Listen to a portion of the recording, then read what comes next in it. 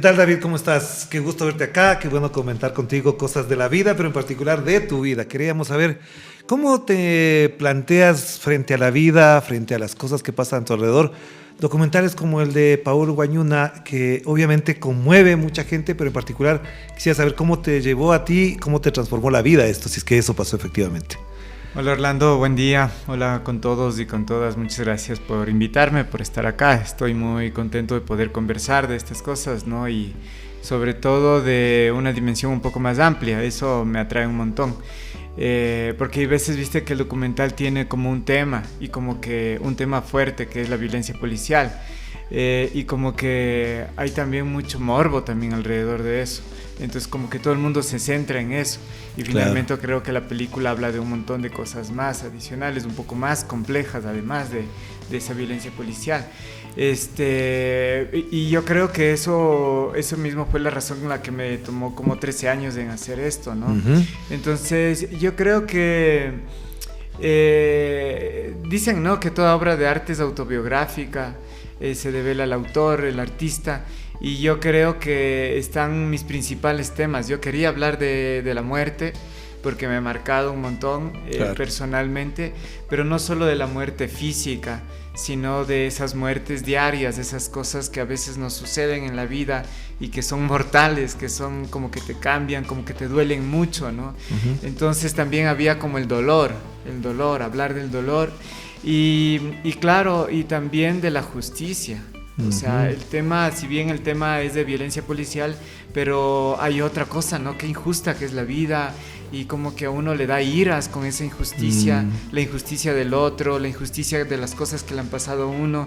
Entonces uno intenta, yo creo que en los actos inconscientemente encontrar respuestas y propuestas también. Pero Paul, David, en función de todo esto, tú has mencionado palabras violencia, justicia, dolor, pero también hay miedo, porque las claro. cosas que ocurren con todos estos acontecimientos generan miedo en mucha gente. Y algunos dicen, prefiero no meterme en esos líos para no claro. tener que pasar por estas cosas. Y entonces nos planteamos mejor obviar, dejar de lado. Pero a ti te llevó un compromiso, como David Lazo entra en ese compromiso, ¿cómo se incrusta en ese compromiso? Bueno, empezando por lo del miedo, ¿no? Yo creo que el miedo te hace... es una causa, no una consecuencia, ¿no? O sea, uh-huh. finalmente eres violento porque tienes miedo, entonces también tienes como esas actitudes agresivas o de opresor o de opresión, porque finalmente no quieres estar en el otro lado. Uh-huh. Entonces, como decía Paulo Freire, ¿no? O sea, el oprimido se convierte en opresor para salir claro. de su situación. Entonces yo creo que el miedo es como una de las causas que están relacionadas a todos estos temas o palabras que hablamos, ¿no? Yo creo que todos estos temas están vinculados porque, como dije también en otra entrevista, o sea, son las calles por donde uno anda, uh-huh. son los tiempos por donde uno anda. No es que yo dije en guión, grabemos la noche. Ajá. O sea, en la noche va a ser más bacán, no, o sea, ese es el tiempo en el que yo habito la ciudad. Y yo no es que dije vamos a grabar los del Mejía porque es interesante ese colegio y pensé en términos de guión, no, yo estaba cruzando por ahí. ¿Ya? Entonces son los lugares donde yo habito. Entonces es tiempo y espacio donde yo le vivo a la ciudad. Pero no dejemos de lado el elemento que tú mencionas, porque hay un conjunto de cosas que ocurrieron alrededor de este acontecimiento, que es la muerte de Paul Guañuna. Pero, ¿cuándo nace la necesidad de contar esa historia? ¿Por qué te comprometes con esa historia? Y no lo digo precisamente por la historia en sí mismo, sino desde tu misma mirada. ¿Qué hacía David Lazo antes de eso? ¿Qué se proyectaba en la vida antes de eso? ¿Cuáles eran sus expectativas de vida antes de realizar el documental? Es que yo creo que muy pocas cosas pueden ser también casuales, ¿no? O sea, azarosas, ¿no?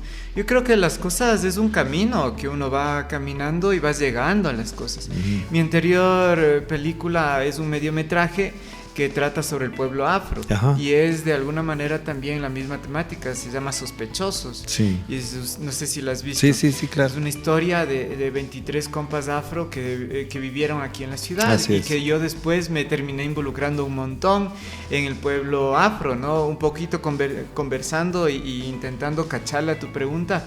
Yo terminé con rastas, o sea, estuve con rastas como 5 años después de hacer. O sea, te mimetizaste ya. Claro, porque yo Claro. llegué y tenía el pelo largo, ¿no? Tenía el pelo largo porque siempre quise, como digo en la Sí. película, siempre quise tener el pelo largo. Ahora se cae porque no tengo el pelo largo. Pero, Yeah. pero sí, tuve muchos años del pelo largo después del colegio y yo llegué a Muisne a grabar, a entrevistar a estos compas afro. Y poco a poco, no sé qué pasó, no te puedo decir una explicación racional, pero tanto ellos como yo nos fuimos como haciendo mucho clic. Ya. Y entonces ellos me fueron abriendo, no solo para el documental.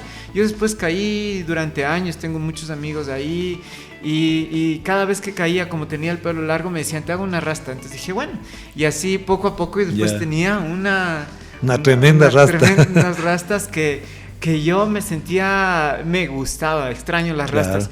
Pero Pero por ejemplo, solamente te interrumpo ahí. ¿Qué siente una persona que se pone rastas, que se instala en esa lógica? Porque tiene todo un simbolismo también, no te olvides que hay detrás de los símbolos un conjunto de sensibilidades, podríamos decir hasta de pulsiones. ¿Qué se siente identificarse yo así? creo que vamos, a pesar que son temas distintos, seguimos en el mismo tema y es el tema de la identidad también. Porque, cachas, que yo me subía a los buses, caminaba y todo el mundo me decía familia. Ah. O sea, yo decía, loco, no eres mi familia. Pero todo el mundo que era parecido o que tenía algún rasgo identitario parecido me brindaba cariño. Mira, ese Entonces dato importante. Sí. era loco y yo me sentía tan bien, me sentía súper bien. Era un poco... picaba, no tenía piojos, pero era... Y si hubieses tenido que importaba sí, también, claro. Sí, pero fue, yo creo que bastante lindo entrar, yo no sé, o sea, pensarle otra dimensión al pelo. Y yo creo que, viste lo que digo en la película, yo quería tener el pelo largo, tuve el pelo largo, luego tengo rastas y luego me metí en otra nota y andaba rapado totalmente, Claro. porque me metí en otra filosofía y de hecho que hasta ahora practico. Claro. Pero me parece bien interesante sentir que uno busca quién es. O sea, son preguntas complejas. Y por eso te hacía la pregunta, además, porque quería que tú mismo lo mencionaras. Después del primer documental, Sospechosos, pasas al de Paul Guañuna, y en esa lógica, ¿quién es David Lazo en esa búsqueda, en ese momento, en ese lapso? Sí, bueno, tal vez solo para acotar un tercer elemento, porque me parece que sí es una triada, es un tríptico. Después de Sospechosos, ya no me acuerdo si es después o antes, creo que es después, hice otro cortometraje que se llama Soluca la Mastuca Smuca. Ese no he visto, y ya. Es un documental que es con chamos que estuvieron en pandillas en el sur de Quito. Ya. Entonces yo lo que hago es seguirles una noche. Entonces vivo lo que ellos viven en una noche. Es, por así decirlo, vos dirías, es una pandilla, ¿ya? Pero es un grupo de panas de muchos lugares. Una jorga, como se diría antes, sí. Y que les encanta la noche. Y entonces en el día son unos, o sea, están viviendo como ciudadanos, pero en la noche salen a habitar y a sentir la noche y madrugada, ¿no? Yo no era tanto de madrugada, pero sí me gustaba mucho la noche. Sin embargo, yo creo que primero con este caso de abuso policial, por ejemplo, por así decirlo, al pueblo afro. Segundo, entender desde dentro a las culturas urbanas, a las culturas juveniles, que siempre me ha traído un montón, y estar habitando con ellos en la calle, en la droga, en la pelea, no sé. Entonces estuve ahí. Yo creo que no fue gratuito que venga Guañuna. Claro, ahora se entiende mucho mejor. Sí. Pero eso cuando dices quién es, ¿por qué te planteas las preguntas? Yo sé que es normal que uno se pregunte quién soy a determinada edad, pero cuando pasan las experiencias como que uno ya se va olvidando de eso y más bien va proyectando lo que ha acumulado en la vida. No sé, a mí sí me pongo a pensar siempre un montón de cosas como profundizando, ¿no? Ya. Como haciendo, en vez de ampliando, es como yendo más profundo. Ajá. Y entonces creo yo que finalmente el llegar a Guañuna En la película también me encuentro que mi abuela también se llama Guañuna. Sí. Entonces son como coincidencias, pero eso no es que fue lo que me llamó en sí.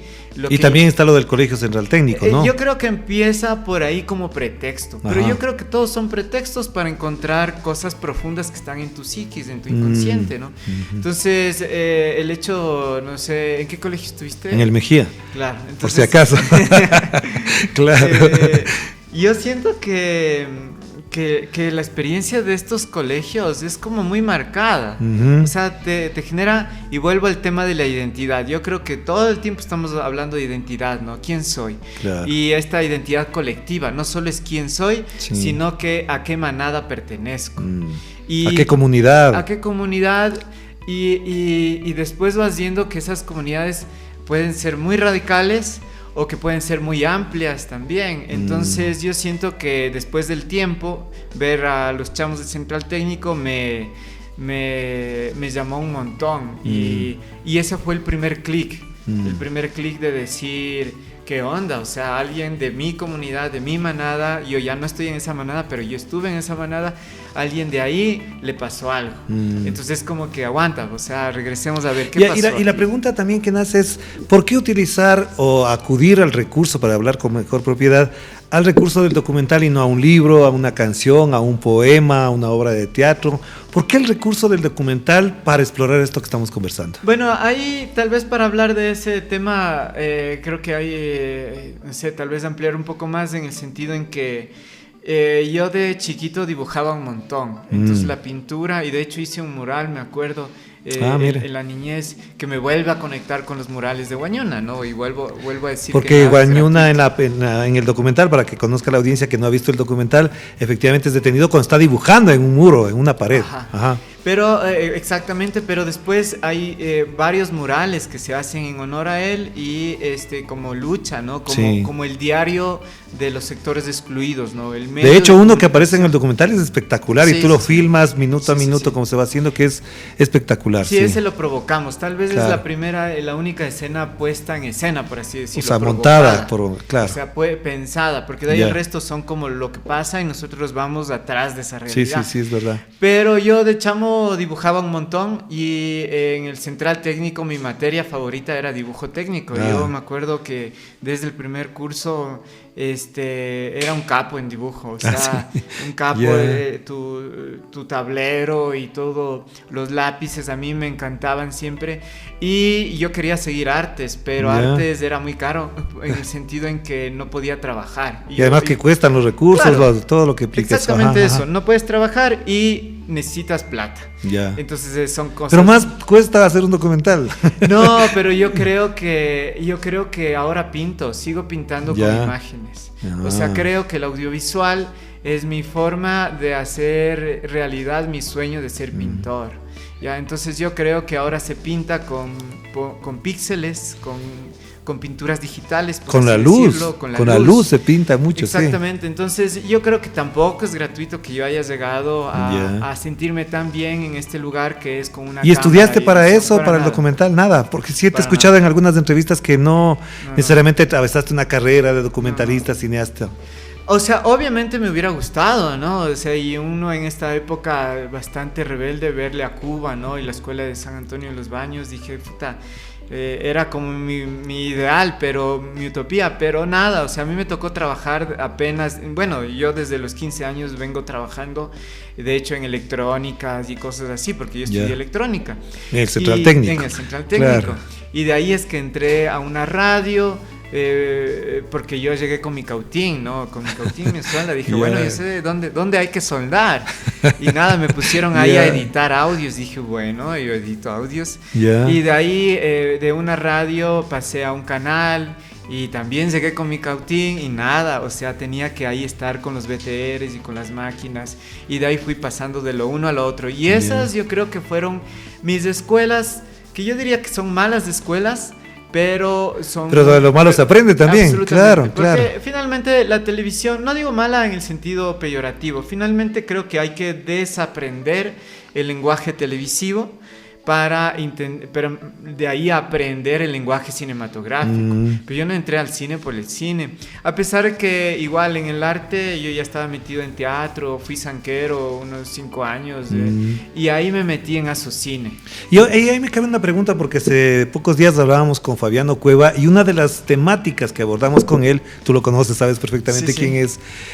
Fabiano Cueva hablaba de los sures, pero no en el sentido geográfico ni territorial, sino de una postura frente a eso. Sí. Lo tuyo también va por esas vías, porque no solamente con los documentales que acabamos de hablar, sino de tu misma condición, me acaba de decir zanquero, etcétera. ¿Te instalas en esos márgenes, entre comillas, en esos sures también? Claro, bueno, solo citándolo al Fabiano, yo no llevo una amistad, no le cacho, pero él es el camarógrafo de tu primer documental, sí. No, de mi primer cortometraje, claro. Del corto, ya. Donde yo actué. Es mi única obra en la que yo fui actor, ¿no? Ya. Entonces yo tenía 15 años, yo me acuerdo que él grababa y bueno, entonces, pero lo que sí creo, y vuelvo a decir, nada es casual, ¿no? O sea, yo vengo de un sector popular, yo nací en el centro histórico, en la calle Loja, y viví un año ahí cuando era chiquitín, y de ahí mis padres fueron a vivir en el sur de Quito, y toda mi vida, 33 años viviendo en el sur de Quito, y yo siento que ese trajinar del sur al norte, porque el central técnico está en el norte de la ciudad, o sea, primero te da una onda callejera desde que tienes 11 años. Tienes 11 años y ya te toca cruzar toda una ciudad, hora y media de ida, hora y media de regreso. Sales a las 7 de la noche del norte de Quito y regresas a 8 y media al sur de Quito. Imagínate, ahora un niño de 11 años vos no le sueltas. No le soltarías fácilmente, claro. Pero a nosotros nos tocaba, pues, o sea, esa era nuestra realidad. A mí también me tocaba en una época desde Cotocollao hasta el Mejía, madrugar temprano, y a veces nos quedábamos de largo también en el colegio, y el recorrido también me acabas de botar una imagen de la memoria. En ese recorrido además hay una lectura de la realidad social de esta ciudad de Quito en particular. Uno se va como conectando con ciertas imágenes de lo que es esas transformaciones que ha vivido también la ciudad, no solamente desde el punto de vista social, sino también arquitectónico y hasta político. Yo creo que ahorita que me haces pensar, porque yo ahorita estoy haciendo un proyecto con yerbateras en el mercado de San Roque, al ladito del mercado de San Roque, donde era el central técnico. Sí, ahí era. Entonces yo ahorita me pongo a hilar cosas y a conectar, porque yo siento que uno como centralino está como desubicado en ese lugar geográfico. Ya. Porque al frente tienes la Lufracia, al lado más allá ya tienes estaba el Anderson. Estaba el Anderson, más allá está la Condamine, y estás en una serie de centros comerciales, casas lujosas. Es una zona súper residencial. Con otra estética. Vos ves casas tan lindas, todo ordenado. Autos limpio, de lujo circulando por ahí, claro, sí. Y chicas, ¿no? Puta, las de Lufracia, puta. Las de la Condomina ni le veíamos, ¿no? O sea, estaban encerrados, ni le veíamos. Pero las de la Anderson, puta. Entonces, yo siento que sí estábamos como muy desubicados. Sí. ¿Qué hacen una serie de centralinos? Porque, bueno, guaypero es el apodo, pero que se les decía más a los mecánicos. Sí. Sin embargo, a los electrónicos, como parte de centralino, nos caía el apodo, a pesar que decíamos, no, nosotros no somos guayperos, nosotros no usamos guaype, nosotros no nos manchamos. Porque los electrónicos éramos como los aniñados del central técnico. Sí, es verdad, sí. Porque, ¿cachas? Es la nota técnica, electrónica. Un poquito más sofisticados frente a los otros, sí. Y yo siempre creo que me llamó la atención eso. Mi hermano siguió mecánica, mi padre es sastre, mis abuelos son carpinteros y albañiles. Entonces yo vengo de un entorno artesanal, sindical. De hecho, mi popular. Padre... Absolutamente popular, sí. Entonces mi padre fue dirigente sindical, dirigente artesanal, y yo iba pues a los reuniones de los sindicatos de sastres, choferes, carpinteros. Y perdón que te diga esta pregunta, ¿y eso te hace de izquierda? ¿Te coloca en la izquierda políticamente o no? Yo creo que la izquierda es como el lugar en donde uno se ubica por antonomasia. Uno está ahí así no quiera estar, porque uno vive en esos lugares, porque uno vive las situaciones de exclusión, y me ubicó Yo Claro. siento que me ubicó mucho con la camiseta o con la bandera de izquierda. Sin embargo, yo creo que esas mismas identidades y esas mismas comunidades, esas mismas manadas, por ejemplo, la manada de la izquierda, a mí ahorita ya no me convence por completo. Ni Ya te no sientes representado no tampoco. me es suficiente. Ya. No me es suficiente. Cuando veo que en las demandas, en las 10 últimas demandas de la CONAIE no había la palabra agroecología, y yo digo, ¿qué onda? O sea, ¿cómo se puede ser de izquierda sin estar con un compromiso ecológico con la tierra? Ajá. Entonces, ahorita yo en otra entrevista decía, ¿se podría vivir sin camiseta? ¿Se podría vivir sin bandera? Y yo digo, es difícil. Claro. Pero yo creería que a mí ahorita hay una bandera que es más, obviamente que nace en la izquierda, pero creo que es incompleta si no veo que... ¿Cuál es esa? ¿Cuál es el sentido de identidad con la tierra y con la ecología? Con la naturaleza, Con la ambientalista, naturaleza. ecologista. Absolutamente. Ya. Absolutamente. O sea, de regeneración ecosistémica y social, diría Claro. yo. Hagamos una pausa entonces, David, para volver enseguida con el análisis, no precisamente político ni tampoco periodístico, sino de la vida que nos convoca a conversar con personajes como David Lazo, que efectivamente lo conocí a través de un documental, de dos documentales en realidad. El primero lo vi casi como que desaprensivo y después me quedé conmovido muchísimo con el documental de Paul Guañuna, que creo que deben ver todos porque además de sensibilizar, refleja una realidad bastante cruel y por otro lado también muy de las entrañas de esta ciudad de Quito, a la que queremos incluso hasta a veces con broca. Hagamos una pausa.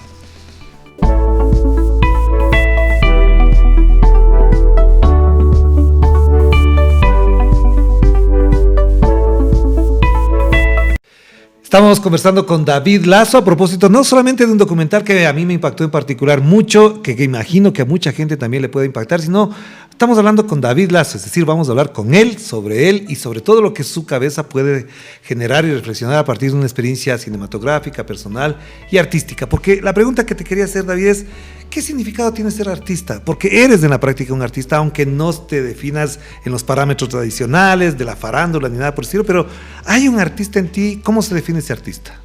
Sí, como te decía antes, ¿no? O sea, desde niño yo dibujaba un montón y el arte, estar con pinturas, los lápices, el dibujo.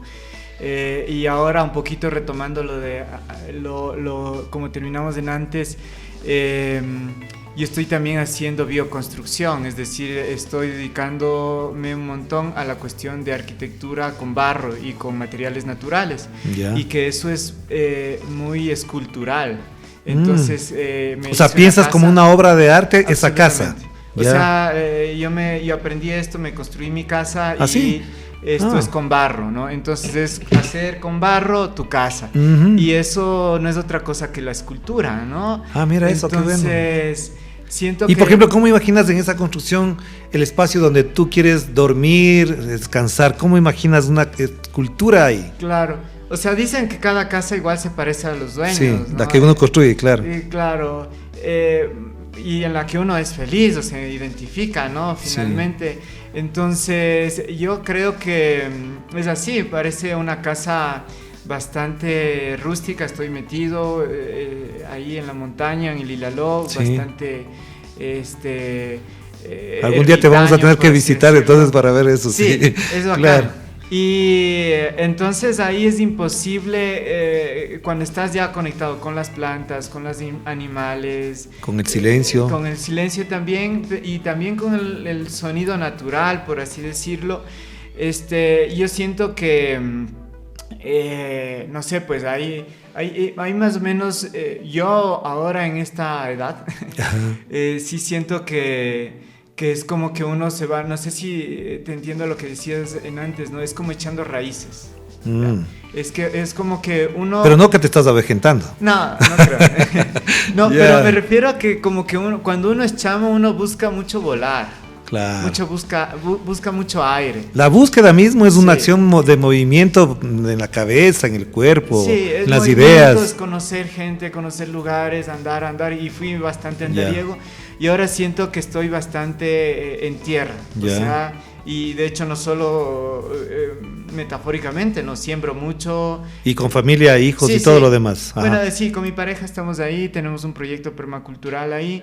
Y sin duda la nota de que tal vez el arte, ahí tiene muchas cosas que ver, ¿no? Creo que la mayor obra de arte es la naturaleza, no es una cuestión de poesía. Y además que surge real. Una cosa que te quiero comentar nada más, es esa naturaleza surgió del caos.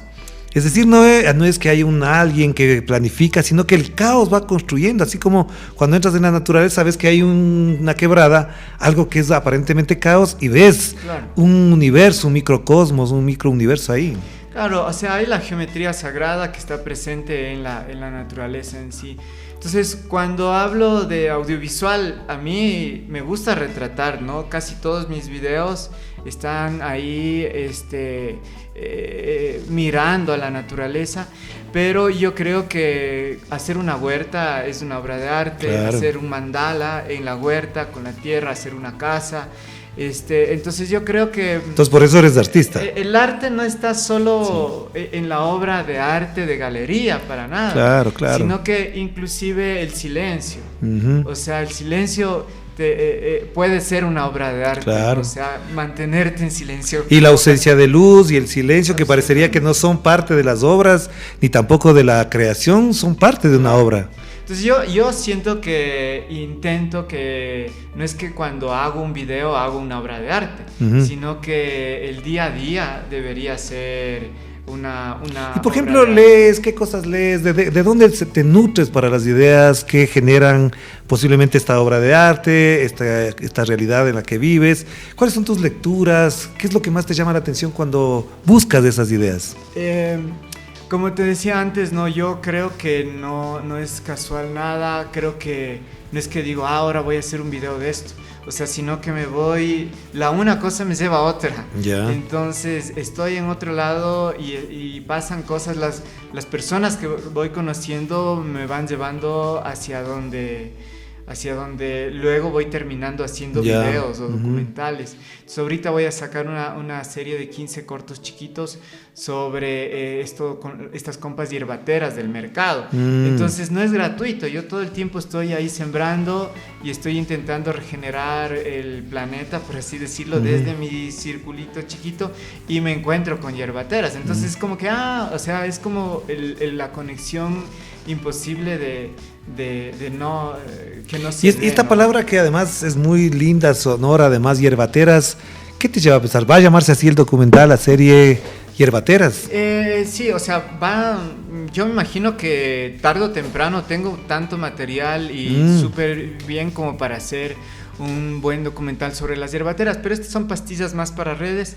Sin embargo, claro, se llama, es un proyecto que se llama Volver al Mercado. Entonces, qué bonito que haya salido esto, porque yo creo que después de Guañuna, que es una película súper fuerte, compleja, que impacta, que duele, además, sí. Los adultos salen, una amiga me dice, salimos licuados. Sí. Los adultos salen destrozados, preocupados, temerosos, cabreados.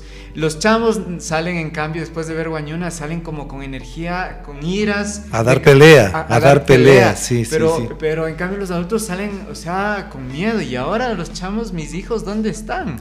Y además te cuento una cosa que he comentado con otras personas que han visto. Si nos hubiese pasado algo parecido a la edad que tenía Paul Guañuna, posiblemente éramos igual de víctimas. Y hemos sido víctimas, porque tú sabes, en el Mejía las peleas de todos los callejeras se daban en esa dimensión, te agarraban de los pelos, de la melena, te pegaba la policía, y en algún momento podíamos haber sido víctimas también de lo mismo. No, claro, de hecho a mí me agarraron los chapas igual una vez.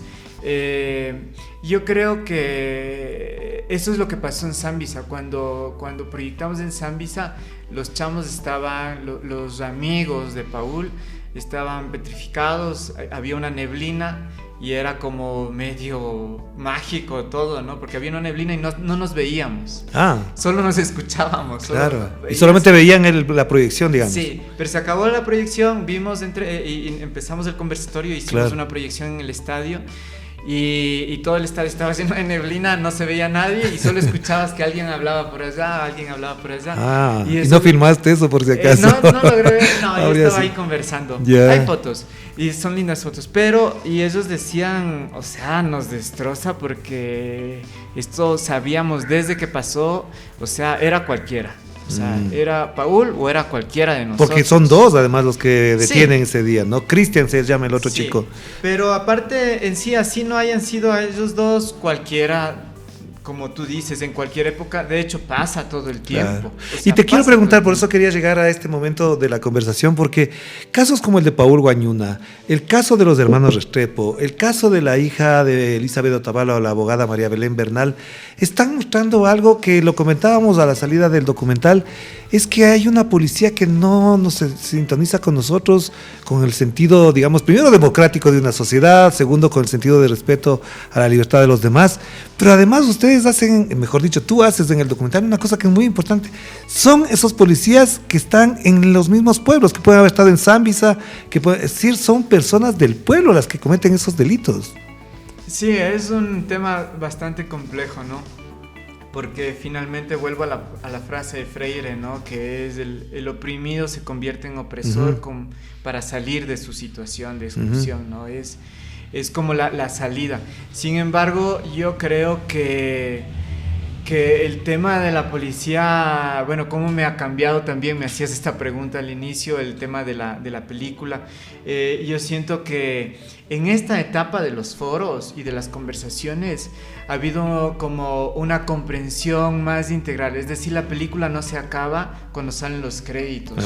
La película tiene un cuarto paso, viste que hay la preproducción, producción, la postproducción, y tiene este cuarto paso que generalmente no se lo da porque uno ya acaba la película y le deja ahí. Pero el encuentro social de quienes ven la película y se ponen a conversar, creo que es un poco la larga de la película. O sea, la película sigue viva ahí.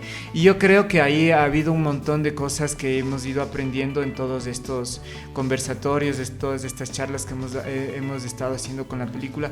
Y yo creo que una de las cosas es que cachar que o sea, la policía no está diseñada, su rol no está para cuidarnos. Claro. O sea, tiene un rol represivo que está, digamos, legitimado, pero no está en la función de acabar con la vida de la gente inocente, además. No, eso es absolutamente que no está, que no debería ser ese el rol.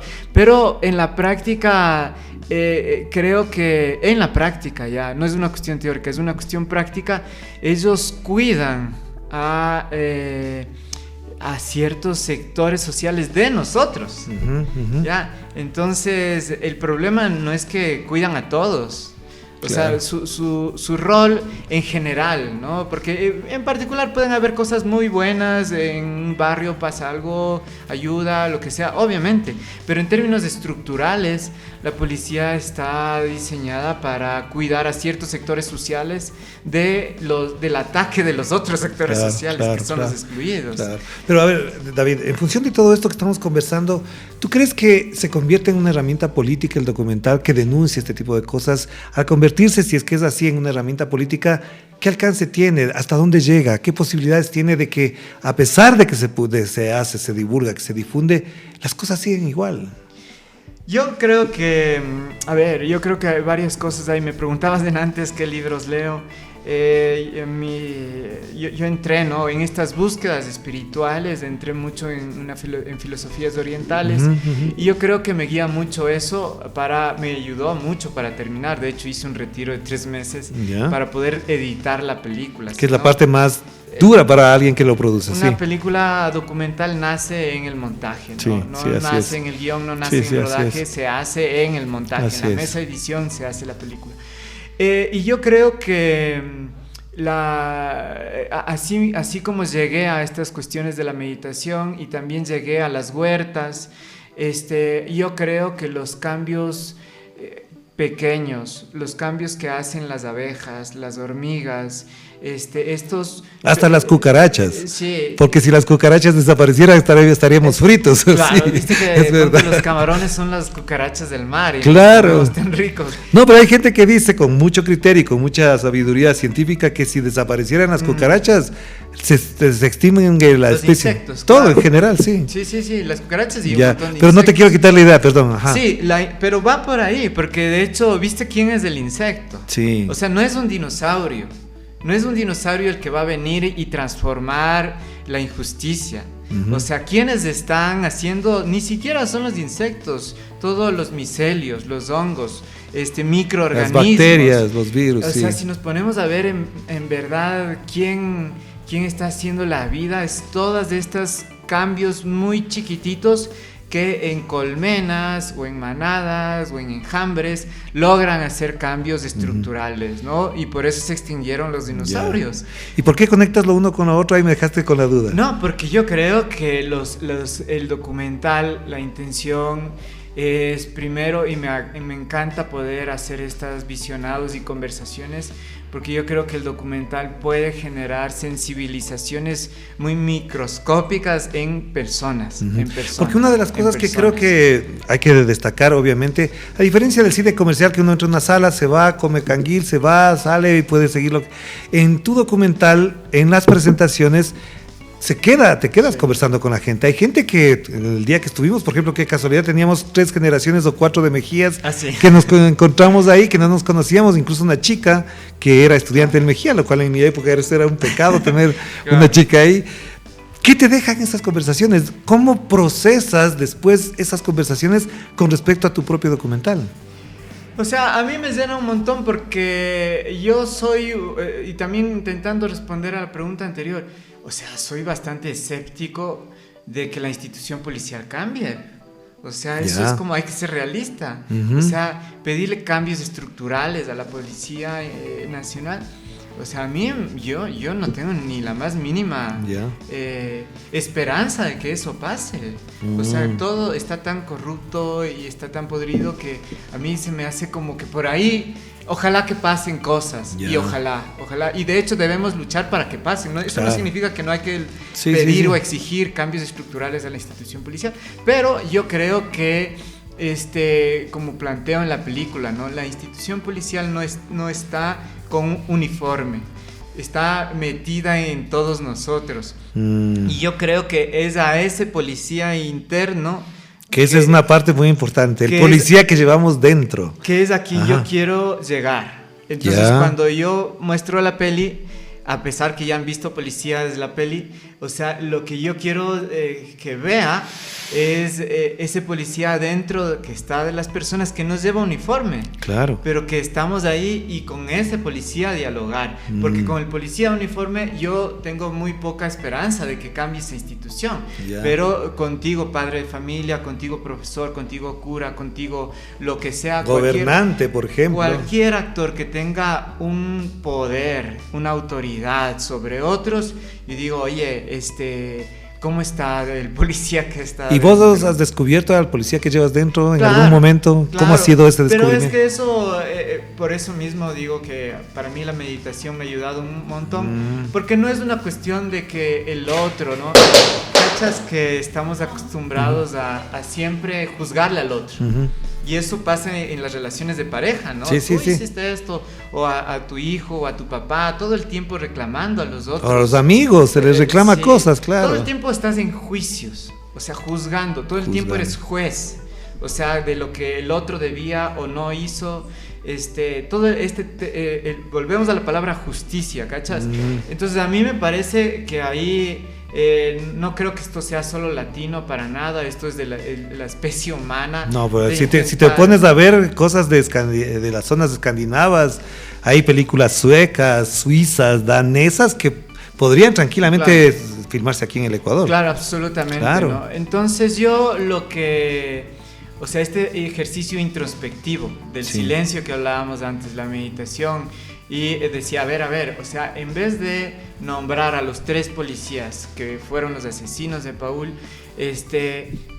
pon silencio, David, y intenta hacer un ejercicio introspectivo, no para evadir, sino para profundizar esa reflexión. De acuerdo. Porque yo creo que eso es lo que yo no quería hacer en esta película, lograr lanzar mierda a unos.